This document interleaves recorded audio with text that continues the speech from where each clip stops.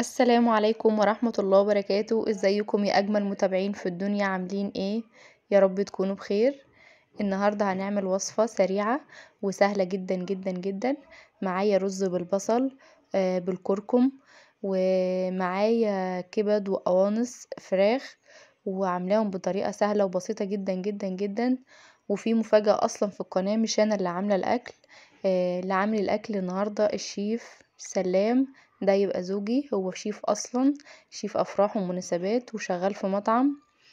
وعامل طحينة، بس الطحينة صورناها وهنزلها في فيديو تاني عشان بس ما نطولش عليكم. ومعانا مية سلطة. يلا بينا نبدأ. معايا اهي الكبد والقوانص غسلها كويس قوي، وبصلتين، بصلة كبيرة وبصلة متوسطة، ومعايا قرنين فلفل، ومعايا البهارات عبارة عن ملح وفلفل اسمر وكمون، بهارات فراخ سبع بهارات. ومعايا هنا ده بهارات الرز، معايا الكركم والملح، وطبعا فلفل وكمون. معايا هنا الرز منقوع. هنا بقى بيقطع الكبد والقوانص زي ما انتم شايفين. اللي ما اشتركش في القناة ياريت يشترك ويفعل زر الجرس عشان يوصل لكم كل جديد. هنا بقى قطعنا الكبد والقوانص زي ما انتم شايفين.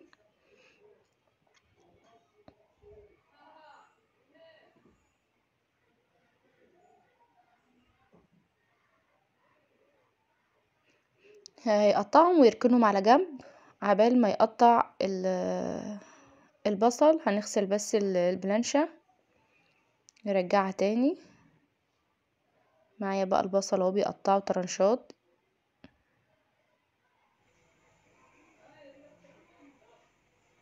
صلوا على النبي في الكومنتات يا جماعة، واللي وصل لحد هنا يضغط لايك.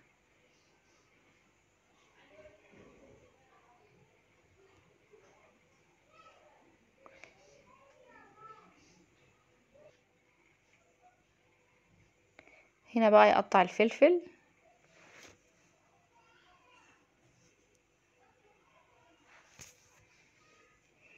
طبعا حاجة سهلة وبسيطة ومكوناتها في كل بيت، بس كانت بصراحة طعمها تحفة.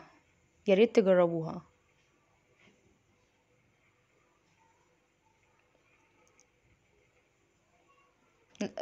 الفلفل الصغير ده كان حامي شوية، بس احنا عندنا اطفال ما بنكترش من الفلفل الحامي. هنا كان تمام بقى، كل حاجة جهزت زي ما انتم شايفين. البصل اتقطع والفلفل اتقطع والكبد والقوانص اتقطعت، ومعانا البهارات. ننزل بقى على النار. طاسة فيها مادة دهنية بس تكون حامية قوي، عشان بس تاخد صدمة، والكبد والقوانص ما تنزلش مية كتير، احنا عايزينها تنشف قوي قبل ما نضيف عليها البصل والفلفل. معاكم هنا كانت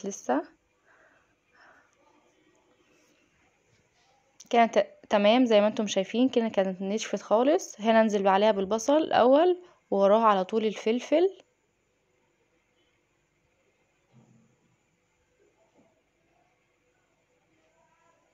هنقلب، وبعدين ننزل بالبهارات، ونقلب بقى كله في بعضه، وبعدين نغطي عليها ونسيبها مع نفسها كده 5 دقايق، ونبقى نرجع نبص عليها تاني.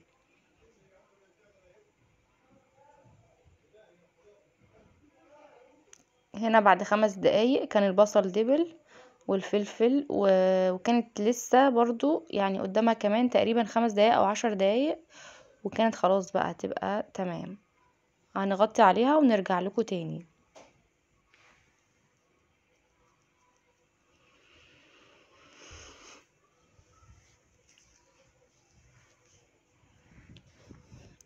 كده كانت تمام. الكبد والقوانص بقت جاهزة. وصفة سريعة وبسيطة. عملت جنبها انا بقى الرز بالكركم. هنا بقى شوحت بصلة يدوب خدت لون زي ما انتم شايفين. هنزل عليه بالرز.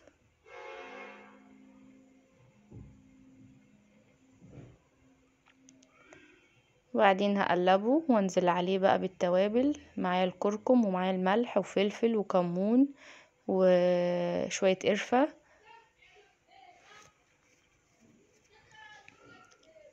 بس هقلب بقى لحد ما ياخد اللون الاصفر ويتشوح كله مع بعضه قبل ما انزل بالمية زي ما انتم شايفين معايا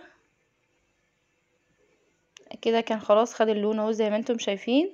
هنزل بقى بالمية، ولو في شوربة يبقى تمام قوي، انا ما عنديش، بس بصراحة كان طعمه تحفة. جربوا بس الاول البصلة كده مع الرز الكركم بيبقى جميل قوي. هسيبه بقى يتشرب مع نفسه، وبعد كده بقى ايه اوطي عليه واسيبه يستوي.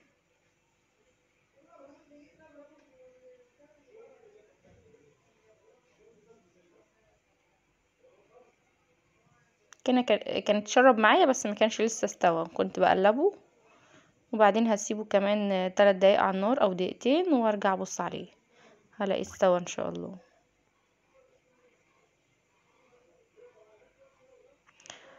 اللهم صل وسلم وبارك على سيدنا محمد. اهو كده كان تمام، الرز استوى معايا. وكده بقى ايه هنقدم الاكله الجميله السريعه بتاعتنا اللذيذه. يا ريت تجربوها وتعملوا جنبها الطحينه. انا هبقى اعمل لكم الطحينه في فيديو تاني، وميه السلطه برضو هنعملها ان شاء الله في فيديو تاني عشان بس ما اطولش عليكم الفيديو. هنا بقى كانت بصراحه الكبد والقوانص دي كانت طعمها تحفه، يا ريت تجربوها.